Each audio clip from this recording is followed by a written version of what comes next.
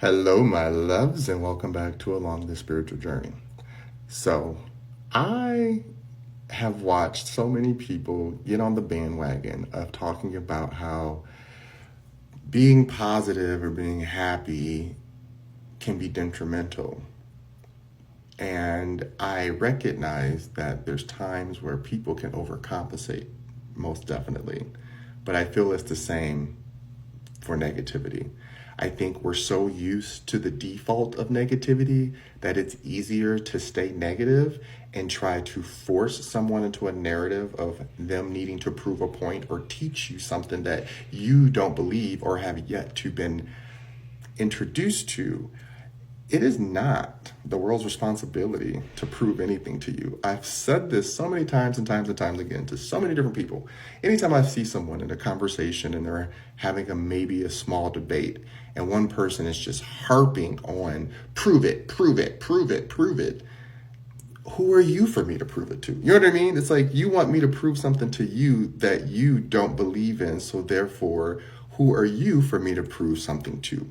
And I understand that it's important for people to have a level of proof or truth to feel like they understand. But it is not necessary to be disrespectful to others or cut them off because you don't get it or you don't see it. There's so many conditional things that we've been given that has taught us that if you sound intellectual, if you are intellectual, then you have the right to be disrespectful, rude, or obnoxious. That is not how this works. We as a society get off on when people can talk really fast and read somebody really fast and say a bunch of words to make them sound like they just crushed them. But to me, that is still another level of bullying culture. Don't get it wrong. Don't get it twisted. I can chop you up to next week with my tongue. But me as a person with intellect, I understand that that's a waste of energy. I'm not going to use my energy to try to defeat someone who clearly is not able to or willing to cooperate with nuances of growing, of healing, of being open, of understanding that, listen, I'm not going to sit here and go back and forth with somebody who literally doesn't care to listen.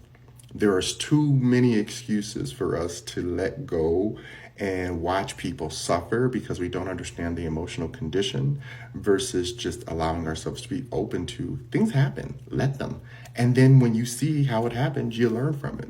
But we don't become condescending to the point that now we are triggered by others' emotional healing, emotional wellness, or just their state of understanding that everything is not in my control and I have to be okay with that. I don't know who needed to hear this, but I love you.